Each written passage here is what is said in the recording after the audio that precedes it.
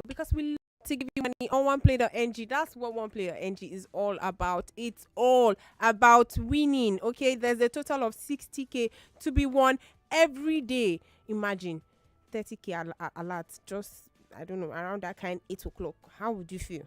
How would it make you feel?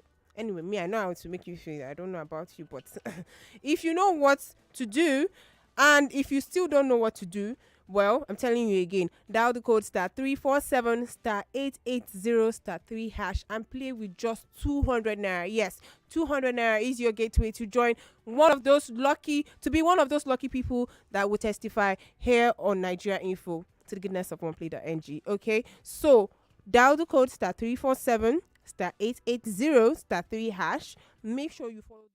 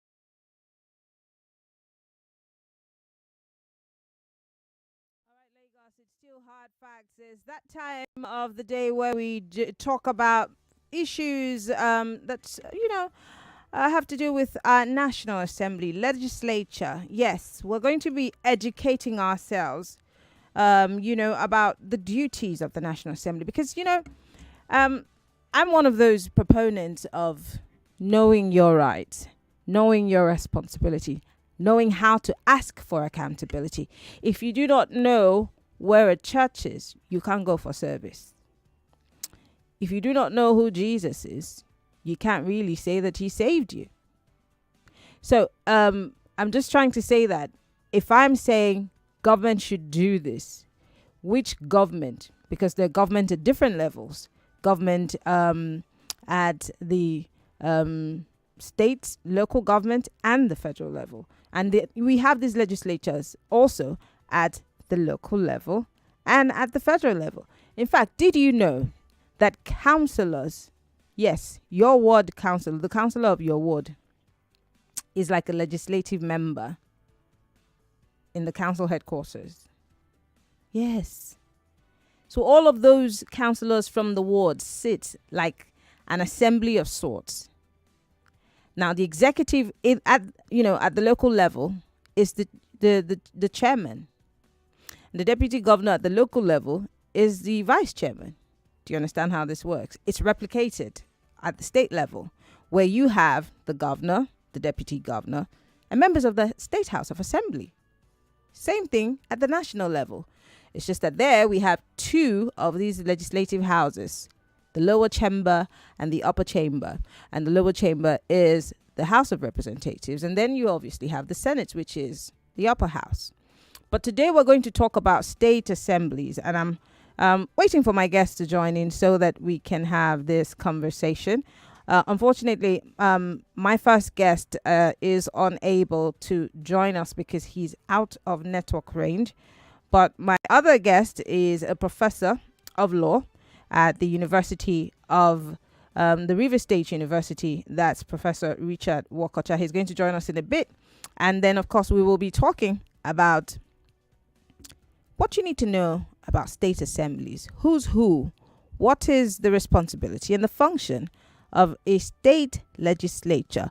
What laws does he have to make, etc., etc.? These are the questions that we are going to be asking our guest once he joins us. But while we wait for our guest to join us, let me give you some background into state houses of assembly. Now, in Nigeria, for those who do not know, the House of Assembly is a state level legislature, just as I did tell you earlier on. Now, all houses of assembly are unicameral, with elected members who are designated members of the House of Assembly. They're called assemblymen, and they have to serve just 4 years as their tenure. In the Federal Capital Territory, which is not a state, there is no territory-wide legislature that is like the state assembly, with its second highest level of government being federally appointed Federal Capital Administration, and its second highest level elected government being its 6 area councils. So every state has constituencies. For example, I can tell you, I think River State has 23, I hope I'm not wrong, 23 or 28 local government areas. And so all those local government areas have assemblymen. And those assemblymen come from constituencies. Yes, I think so. And then most times, depending on what political party holds sway in some of those constituencies, I mean, in some places, for example, in Cross River, the Southern Senatorial District, depending on who the government at the center is, would always produce, most of the time, members from the sitting party. Now, once in a while, you see maybe a pocket of people who might come from an opposing party. And half the time, if you check why those people keep coming back to the legislature, it is because the people in that area know who that person is and what he's done. And so they're saying, we're returning you again and again. And that's one of the things that favored former Senator Victor Ndomaegba every single time he was sent back to the Senate, because his people liked what he was doing. But joining me right now via Zoom is a professor of law at the River State University of River State University, I beg your pardon, in River State. Professor Richard Aduche Wokocha is joining us live. Professor, thank you so much for joining us at short notice. You're welcome. And good evening, Nigerians. All right. Now, Professor Wokocha, one of the reasons why we're having this conversation is because the average person does not necessarily understand the duties of the State House of Assemblies, even the Federal Assemblies. Certain people don't even know the duties of the councillors, the ward councillors. Let's start from there. It took a couple of us a while to understand that councillors were members of a lower legislative echelon of government. Let's start from there. Well, yes. We have a fairly peculiar constitution which creates a tripartite federal system. The traditional thing is that in a federal system, you have the central government and the regional governments or state governments. But our constitution in section 7 creates no specific provision for guaranteeing the existence of the local government, and then it assigns responsibilities to the local government. So the responsibility of the local legislature is to make bylaws on all of those issues that are listed in the section with respect to the particular local government in which they operate. So why they will restrict themselves to that? Because that provision is in the Constitution, and the Constitution vests that responsibility specifically on them, they have to exercise those powers and carry out those functions within the state. In addition to the responsibility of the local government to implement laws made by the state to cover the state itself. So yes, they do have functions, and those items listed in the section 7 of the Constitution, fairly long, they all constitute the items on which they can make bylaws and administer laws. Let's talk about a few of those items. We have the time. I mean, we can do a series on this, and this is why we're doing it, because we want to educate our minds. There has to be some form of social re-engineering for us, so that when we're making demands, we're making it from a place of knowing. So let's talk about some of those bylaws and where their duty and their function stops?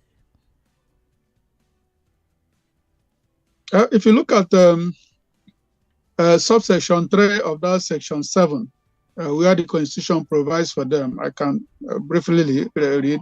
It provides that it shall be the duty of a local government council within the state to participate in the economic planning and development of the area referred to in subsection 2 of this section. And to this end, an economic planning board shall be established by a law enacted by the House of Assembly of the state. Now, the Constitution further lists a number of items on which local government can function. They are largely things that are within the environment, sanitation, and a number of other things that deal with the immediate environment. Their capacity does not go establishment of market, regulating of things like trucks and wheelbarrow, and use of all those items. And such local items are what the Constitution makes the responsibility of the local government. Okay. So all that constitutes responsibility of the local government are the things on which the local government legislature can make bylaws on. The law made by the local government legislature is called a bylaw. Okay. And so every legislation they make on any of those items constitutes what we refer to as bylaws made by the local government. And those items listed are the items on which they can make such laws. But running of cemeteries, birth registry, marriage registry, etc., etc. Those are under the purview of local governments.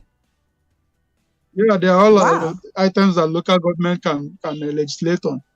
It's really interesting because many people would have thought that these are responsibilities of the state. But now this has opened our eyes to the fact that local governments have the right to do and make laws or legislate on these issues. Even birth registration. Yeah. Wow, that's interesting. I thought it was under the state. Birth and death registration. Offices, they are entitled to open offices for these items. To register marriage, register birth, register death, and all that. So even if the responsibility is to administer the law made by the state, the local government council will have the responsibility to do that. So their responsibility includes, for the local government legislature, is just making of bylaws on items on which the local government has competence to handle. But of course, the responsibility of the local government includes implementing laws made by relevant authorities, whether it's state or federal, with respect to their region, establishment of those offices and carrying out of those functions within their region. And just for emphasis' sake and for my purpose of my listeners, these men who make up the local government's legislature are councillors from the different wards, right? Yes, what you call councillors. The councillors you elect at the local government level make up the local government legislature, the council. I want us to dwell on the local governments. Maybe next week we can talk about state assemblies, but let's dwell here for a bit. For the past few administrations, we've not necessarily seen a proper election at the local level. Some people have had some wishy-washy. Some people have created caretaker committees forever. And now from what we're learning, we've realized that laws that could have been made in the interest of the people in those local government areas cannot be made because a certain person who is a governor has handpicked people to do his bidding. How does that affect the people who live in local government, and where do they even start from when it comes to demanding for certain things to be done? Well, the local government system is designed to be local. Ideally, as I pointed out at the beginning, a local government is not supposed to be independent of the state. They are supposed to be instruments with which the state administers development within its localities. So you hear of counties in the UK and United States and some other kind of metropolitan descriptions in other places. They are playing the same role. They are equivalents of local government, Yeah, but they are not city independent. councils. In the US, they call them city Exactly, councils. Yes. exactly. So they implement state policies on within the territories that they operate in, and so it's not supposed to be a problem um, how they come. But the tragedy we have in Nigeria is that House of Assembly memberships are approved and nominated by the executives at the state level, which will in turn dictate what they will do. So at the end of the day, you tend to have some kind of rubber stamp arrangements in Nigeria. The National Assembly is a little more complex because it's broader, and so the president cannot dictate everything and everybody who gets elected to the National Assembly. Mm-hmm. But at the state houses of assembly, our experience has shown that the executive have effectively controlled who goes there and what they do there. In fact, we had times when no motion will be tabled on the floor of the House unless the chief executive has unofficially been briefed and he approves it. Wow. Now, that is not how the Constitution designed them to function. The local government council is supposed to be supervisor to the chairman of the local government. Mm-hmm. The same way the House of Assembly of the state is supposed to be a supervisor to the state governor. Mm-hmm. And the National Assembly is supervisor to the president. They are supposed, to complement each other. Yeah. Now, if you control who goes into the local legislature and you take only people who will answer yes or to you, you reduce the quality of contribution you get from the local legislature. And instead of governance benefiting from the brains and ideas of everybody involved at all the strata and level, you end up with people just doing what you ask them to do. So at the end of the day, you are the only one thinking as a chief executive, you are the only one working. And definitely the people will be poorer for it because the idea of electing people into those places and the very idea of democracy is to increase the number of people involved in thinking of the policies that will be in the best interest of our people in a manner that also takes into consideration the input of our people. That is defeated where you have these rubber stamp arrangements. So local government legislature is supposed to be strictly elect of the people of that local government, of that locality, people they trust, people who will have ideas and who will have capacity to think of solutions to their problems, and people who will come up with ideas that will improve their life. But that is not what we have based our electoral system on in this country, both at the local government level and at the state level. A lot of people, like I said, because we do not even know what the duties of this local government are, we don't even know where to begin to ask questions. And half the time, even when we're talking about maybe bad roads or certain issues about certain communities or areas, people always say, we're calling on the state government. We're calling on the state government. And it's necessary and important to have this conversation so we know what the specifics are. So you're telling me that in terms of cemeteries, if I'm trying to bury a relative or a child is born and I want to register that birth, or somebody's getting married, registration of those things need to be done at the local government. Is that it? This is not supposed to be done at a state registry. It has to be done at the local government, right? Yes, you have those registries at the local government, and you're supposed to do them there. Yeah, in recent times, there has been dispute over who has authority to do what, but the Constitution provides for power of the local government to do the same thing within their area. So even if the federal government, the Ministry of Interior has power to maintain them in some specific places or in areas which they operate, it does not rob the local government of the constitutional power to establish the same registries and operate them within the locality. So the local governments are supposed to. Go ahead, Professor. Go ahead. Yeah, so the local governments are supposed to start, and indeed, those offices exist in the local government. If you are getting married in the local area, you can go to your local government registry and have that done. The same thing for birth and death registration. There are certificates you can, there are activities you can do and certificates for them received at the local registry offices. All right, Lagos, I'm going to bring you after this break. We're going on a quick break. When we come back from that break, I know you have questions. We'll open up the phone line. Professor Richard Aduche Wokocha is a professor of law at the Rivers State University, and we're talking about our state legislature, but we're looking first at that of the local government, and these are made up of councillors. Of course, we've been giving some background information, but when we come back from this break, your questions and comments will be taken. It's still Hard Facts, 99.3 Nigeria Info. Did you know that you can obtain a valuable and affordable university degree?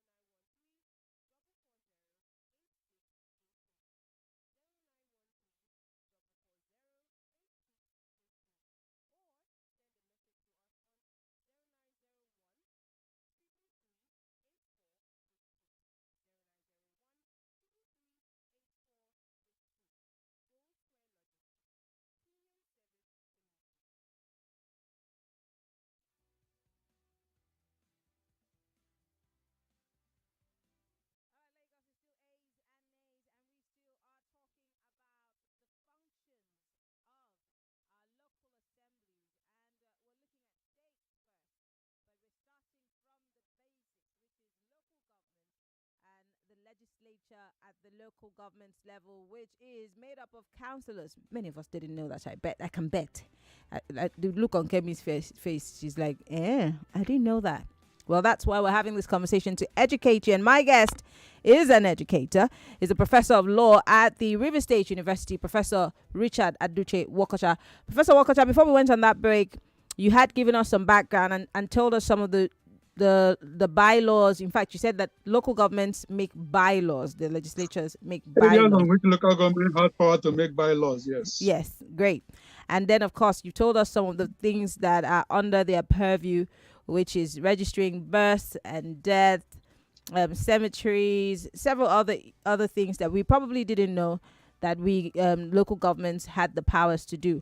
So I'm going to open up the phone lines, Lagos. Join the conversation. If you have questions for the professor, if you've had a light bulb moment on this show as we're having this conversation, please feel free to join the conversation.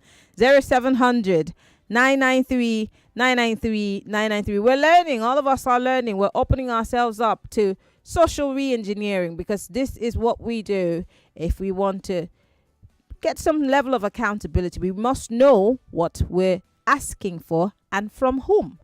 The phone lines are open. Let's hear from you. Hello, welcome to Hard Facts. Yeah, good evening. Good evening. Good evening to your guest. All right. This is Pastor Ladipo. Pastor Ladipo, go ahead, please. My question to your guest is this. You are saying that the councillors, it's not as if some of us don't know that they are local legislators. Mm-hmm. But how free are they to legislate? How free are they to legislate? Have they ever come out with any bill or any legislation that we can say, okay, this is the legislation that the local councillors deliberated on, that they've come out with? Thank you. All right, Pastor Ladipo, thank you very much. Great question. Professor Wokocha, did you hear his question?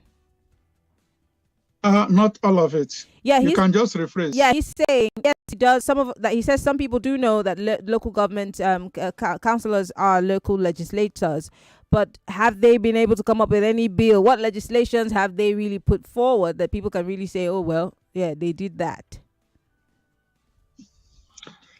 Not much, perhaps because of lack of consciousness or lack of commitment. Mm-hmm. You see, the entire fourth schedule of the Constitution is dedicated to local government and is titled Functions of a Local Government Council. The bulk of what is in that fourth schedule is items on which local government has competence to regulate. And there are many. I just called a few for you. Collection of race, radio, and television licenses, establishment and maintenance of cemeteries, burial ground, and homes for the destitute or infirm, licensing of bicycles, trucks, other than mechanically propelled ones, canoes, wheelbarrows, and carts, establishment and maintenance and regulation of slaughterhouses, slaughter slabs, markets, motor parks, and public. But there are so many. What I have read out is just about 1/3 of the entire thing that is available for local government to legislate on and to regulate within its territory. So they are not doing it perhaps for want of consciousness or for want of commitment. Maybe if programs are held by appropriate bodies or even NGOs or interested citizens to enlighten them on some of these things, they may find themselves getting a little more busy than they are at the moment. Because all of these are local issues that confront the people. A lot of them present problems that need to be solved. A lot of them need new ways of being done, new policies that will enable the people to do them with greater ease. And all of them involve generation of resources or income for the local government internally. Okay. So I think it's a function of either want of commitment or want of knowledge of what the scope of their powers really are. All right, let's take a few more calls. Hello, welcome to Hard Facts. Oh dear, sorry about that. If that was you, please try and call me back. Hello, welcome to Hard Facts. Hello. Hello. Hello, welcome to Hard Facts. Yeah, good evening. Good evening. What's your name, sir? Where are you calling from? My name is Gideon, calling from Maryland. Go ahead, Gideon. Yeah, Thank you, Prof. So what I want to find out is, I hear you mention things around even marriage registry. For all we know, for example, in Lagos, for instance, we know a popular place where marriage is usually registered in Lagos. I mean, Ikoyi, for example.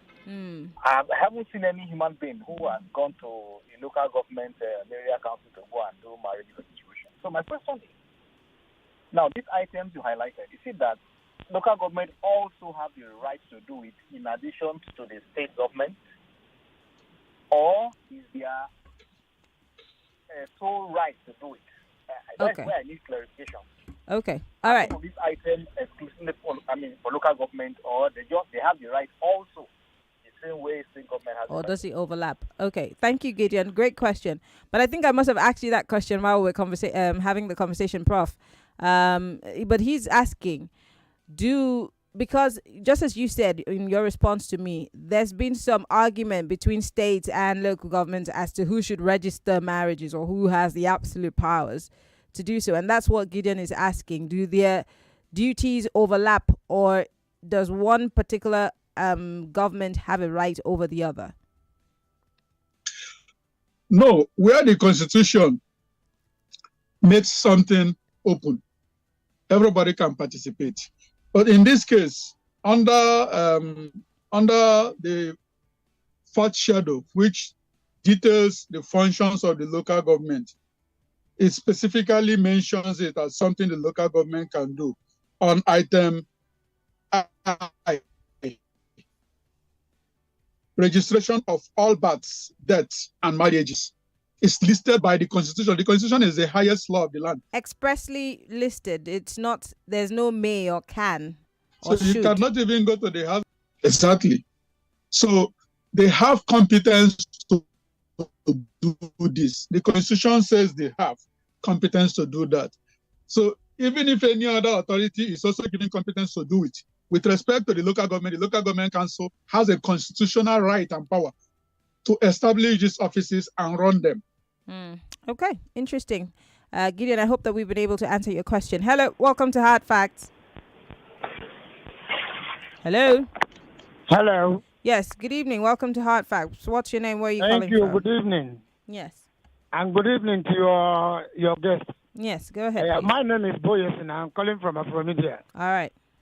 I heard all you said, but the question is this. You and I know that our governors don't even allow the local governments to function. That's just the problem. We all know that now. Is it not so? So, of course, we've had so many things your guest made mention, even the ones we never knew before. Mm-hmm. But unfortunately, even the legislators, the councillors themselves too, they don't even bother because they've been overshadowed by the influence of the governors. I think that's just the problem that we have.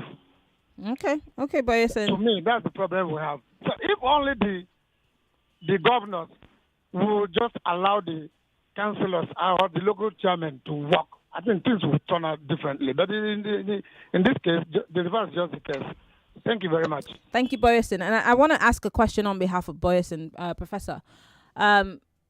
If people, like what we're doing now is educating people, and then we know under what section of the Constitution, what empowers, local governments to do what. Maybe, let me rephrase it. Could we force the hand of state governments to begin to allow the government that's closest to us to function better instead of stifling them? You're asking me? Yes, I am asking you. Okay, I thought you were asking the caller. No, I'm asking you. When the Constitution has given you power, nobody has the power to disallow you from exercising it. Now, why don't you make the bylaw and see if the state can come up to say this bylaw is illegal? Because where you have the competence, no other body has the competence. Where the law provides concurrent powers, then everybody who is named has competence, and one cannot overrule the other. In that case, if it is something over which the state government and the local government has competence, perhaps that done by the state and that done by the local government, will operate concurrently, and then effort to be made to ensure that that done by the local government does not conflict with that done by the state. But the power to do it will be there because it's given by the Constitution. Even do you realize that state government, local governments can invest in university education or education at any level because individuals can. Really? It's open to everybody. Your local government can establish a university if it desires to. It has the powers to establish schools, secondary schools, and any other kind of institution that the Constitution did not disallow it from doing. So long as it is open to the private sector and open to the public sector, even the local government can invest in it. Look, if a local government has enough money, it can build a refinery and run a refinery. Wow. Under the current reform. Yes, under the current reforms that the private sector can do so. Even a local government can invest in it. So I think our honorable councillors are not being creative enough, are not being committed enough. The local government council itself is not asking the question, what can we do? What is available for us to do? Because it should be in the interest of the local government council to organize seminars, hold programs where it will sensitize its members, both the executive arm and the legislative arm, but especially where they will dwell on the competence available to the local government, which the legislative arm can work on. They can. Very interesting. I like the They word. can, at the moment, following the current reforms, the local government can establish a power distribution company. Everything that is open to the private and public sector is open to the local government. They may not make laws on the regulation, but they can make law establishing it for their local government. So there are a lot of things that can be done.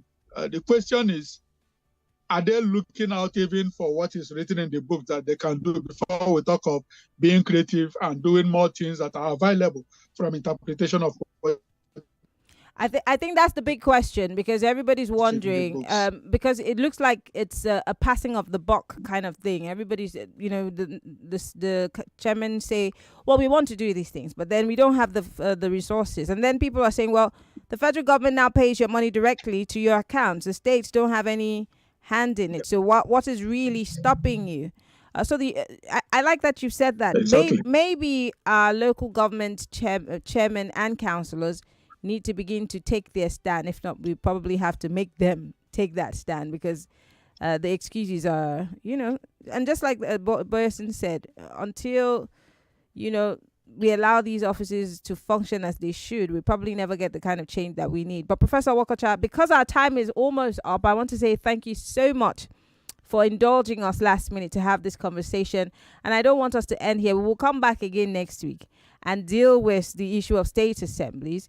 Try as much as possible to shred it apart and then allow Lagosians to learn a thing or two. Professor Richard Wokocha is a professor of law at the Rivers State University in Port Harcourt. Thank you so much once again, Professor, for coming on the show. It's a citizen's duty. It will be available when the need arises. All right. Thank you so much. I appreciate you. All right. I want to say thank you, Lagos, for being part of the conversation. And of course, I hope that you learned a thing or two. But don't worry. Next week on A's and Nays, bring your pen, your writing pad, and your pen, because we're going to be taking notes. And this is what we'll arm ourselves with the next time we go to a council headquarters. We'll know exactly what to ask our councillors or our chairman or our supervisors for education. By the way, my name is Mary Okon. Always a pleasure to do this with you, Lagos. And this is where we say our goodbyes. Don't forget, follow Nigeria Info on all of his social platforms, on Twitter, Instagram, Facebook, and you can download the Nigeria Info app. When I was 5 months pregnant, I started using bio oil for stretch marks. I must say, if I'd known about it before, I would have started using it earlier. I've been really impressed with the results. Bio oil helps improve the appearance of 99.3 Nigeria Info. We are more than just radio. Subscribe to our YouTube channel at Nigeria Info FM. Check us out on Facebook at Nigeria Info 99.3. Follow us on Twitter at Nigeria Info FM and on Instagram at Nigeria Info FM Lagos for live updates as it happens. 99.3 Nigeria Info. Let's talk.